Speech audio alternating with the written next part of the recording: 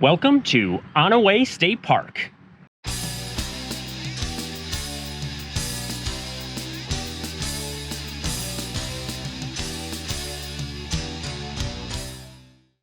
Onaway State Park is one of the oldest parks in the state park system. It was acquired from Presque County by the state in 1920 and dedicated as a state park in 1921. So considering we're celebrating the centennial from 1919, you can see why this is one of the early parks. Walking around the campground, you can tell it was one of the early parks too because of the design. It is beautiful here, and that's one of the things that this park is known for. Is one of the descriptions online said it was picturesque, and the terrain certainly does that with a lot of the old trees and just the area here by the Black Lake. It is a really pretty area to be in. When you are camping here, though, you are going to pay the price for the terrain a little bit. It is somewhat uneven. It goes up and down quite a bit in elevation. So there are a number of spots where you may have some issues with leveling. As long as you're patient and can work on it, most people can probably find a spot that works. One of the things to keep in mind, though, is because it is the older state park style, there are a number of spots that are simply too small for the modern rigs. And that's something that you might want to keep in mind when you're looking at your reservation. Many of the sites seem quite small, and it's kind of the old state park style. So I really like it. It makes you feel like you are camping in the woods, even though you're in a state park. The sites don't have a ton of privacy between them, but overall this seems like a quiet little park where I think people just want to come and relax and enjoy being in an older style park and enjoying Black Lake. Although there isn't a lot of privacy between the sites, it's a nice rustic setting, even though you still have water available in the campground and bathroom facilities and power is provided. So it's a good opportunity to feel a little bit more rustic and yet still have some of the amenities that people like to have when camping now. The power poles here are on a centralized pedestal. So 4 campsites feed into one spot, which means that the power is at the back of your site. And depending on where your plug is for your rig, you may need an extension cord because of the distance from the back of the site to where the power station is located.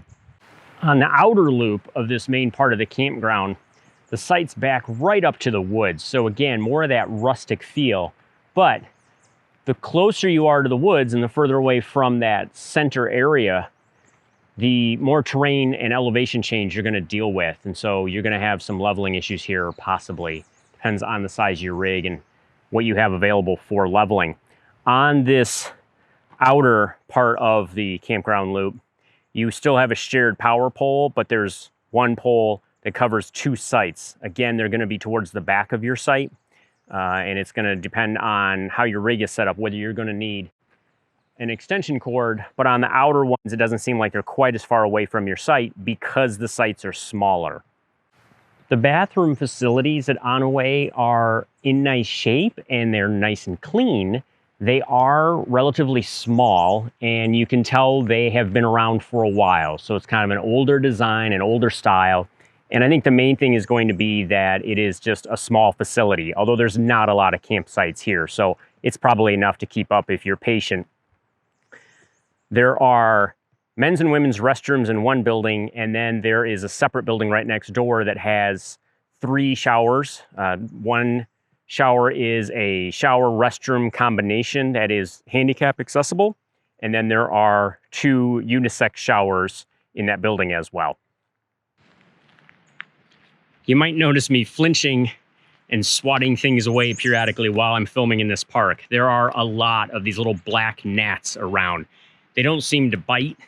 They're just annoying, and they like to get in your ear and in your face, and it's just something you have to deal with. I talked to a camper who's been here for a couple of days, and he said they've been pretty bad. And it is May 23rd, so end of May. It's that time of year when these kind of little bugs are prevalent here. If you get here and there is a nice breeze going, which can happen coming off of the lake here, off of Black Lake, that helps because it will keep the bug situation under control. I don't know that there's really anything you can do for it. It's not like sprays or the mosquito repellers that you can buy are really going to do much for the gnats. Maybe you just get used to them, but they can be a little frustrating at times. There are 85 campsites here at Onaway State Park. A number of them border the woods, and then through the woods is Black Lake, which at over 10,000 acres is the 7th largest lake in the state of Michigan.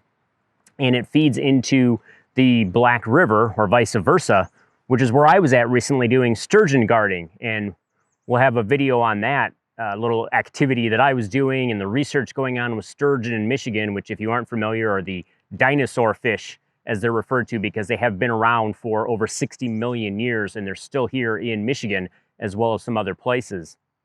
The campground was built in 2 stages. Some of the area was built up in the 1920s, and then the rest of the campground was built in the 1940s. So again, one of the older campgrounds, and it shows because of the style and the design of it, but it also shows because of the feel of it. And it's just really nice to have a state park that has a lot of trees left in it, and you can kind of get that feeling of, you know, a little bit more of a camping feel than you might get if you're in one of the parks that's newer, but is really more of just a big open field because of the area that it's built in.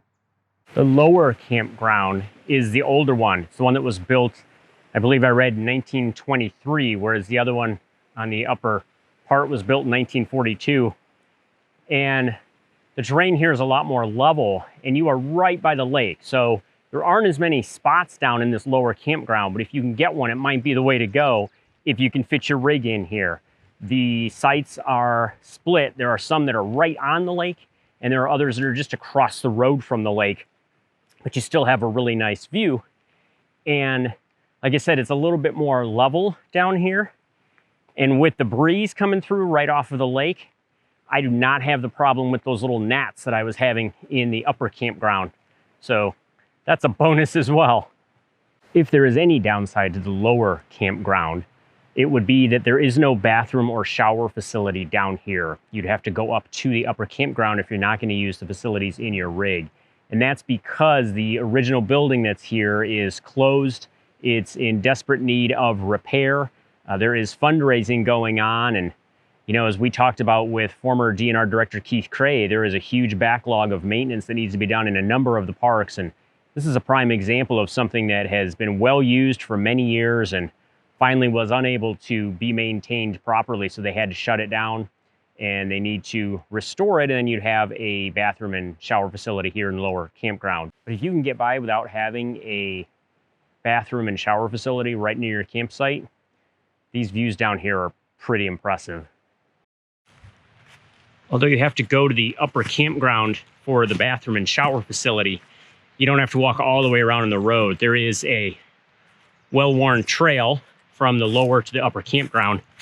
It is quite rocky and uneven, so if you're headed to the shower in flip-flops, you might want to think twice about your choice of footwear. But at least it's a nice shortcut, so you don't have to go out and around all the way through the road to the upper campground. In addition to the canoes and kayaks that are available here at the state park, there's also a small boat ramp where you can put your boat in and enjoy Black Lake. It is well known to be stocked with a lot of different types of fish: pike, perch, bass, and of course lake sturgeon if you can find them. Down near the boat launch, there also is a day use area with picnic tables and grills. There's some swing sets and a slide for the kids to enjoy. There's a small bathroom facility here for your use while you're out enjoying the view of the lake and maybe having yourself a nice little picnic. I was in the Onaway area to do sturgeon guarding up on the Black River, and so while I was here I decided to stop by and see Onaway State Park. It's really too bad that I'm only here for part of a day and get to kind of see the park, but don't get to really experience it fully. I'd like to come back, bring Jessie so she can see this beautiful lake and the area that this park is in, and also just camp overnight or for a couple of nights and just kind of enjoy the serenity that seems to surround this park. It's a smaller state park. It's only about 158 acres, but it's got some history to it. It's got a really nice setting.